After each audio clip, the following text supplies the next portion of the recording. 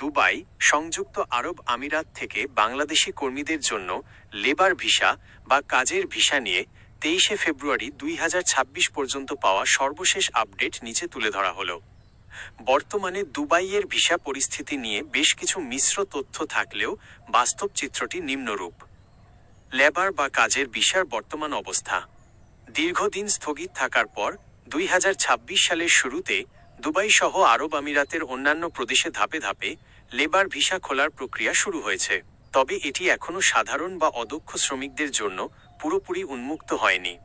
দক্ষ কর্মী, skilled workers, যারা ডাক্তার, ইঞ্জিনিয়ার, শিক্ষক বা আইটি বিশেষজ্ঞ, তাদের জন্য ভিসা প্রক্রিয়া চলমান রয়েছে। ড্রাইভিং ও বিশেষ পেশা, ট্যাক্সি ড্রাইভার, বাইক রাইডার এবং ভ্যালেট পার্কিংয়ের মতো নির্দিষ্ট কিছু পেশায় সীমিত আকারে লোক নিয়োগের ইন্টারভিউ এবং ভিসা প্রক্রিয়া শুরু হওয়ার খবর পাওয়া গেছে। 2. ভিজিট ভিসা ও কাজের সুযোগ।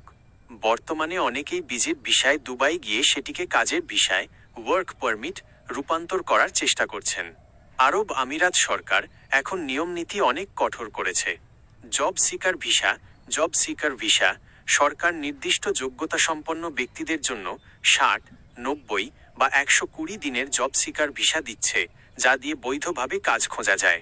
সতর্কতা: সাধারণ ভিজিট ভিসায় গিয়ে অবৈধভাবে কাজ করা এখন গুরুতর অপরাধ হিসেবে গণ্য হচ্ছে এবং ধরা পড়লে বড় অঙ্কের জরিমানা ও আজীবন নিষেধাজ্ঞার ঝুঁকি রয়েছে।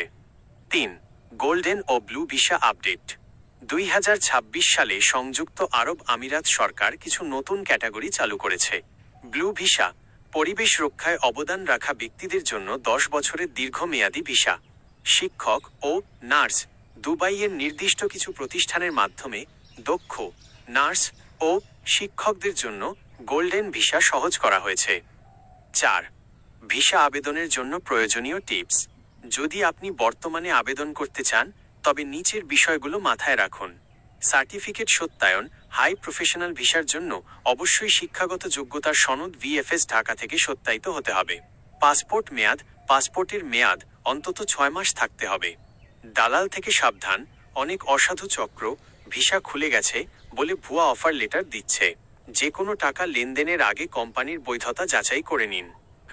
বিশেষ নোট: অফিসিয়ালভাবে সাধারণ শ্রমিকদের আনস্কিল্ড লেবার জন্য গণহারে ভিসা খোলার কোনো ঘোষণা আজ পর্যন্ত আমিরাত সরকার দেয়নি। পরিস্থিতি নিয়মিত পর্যালোচনা করা হচ্ছে এবং ধাপে ধাপে বিভিন্ন সেক্টর উন্মুক্ত করা হতে পারে। আপনি কি নির্দিষ্ট কোনো পেশার, যেমন ড্রাইভিং বা ক্লিনার, ভিসার খরচ বা যোগ্যতা সম্পর্কে জানতে চান? জানালে আমি আরও বিস্তারিত তথ্য দিতে পারব।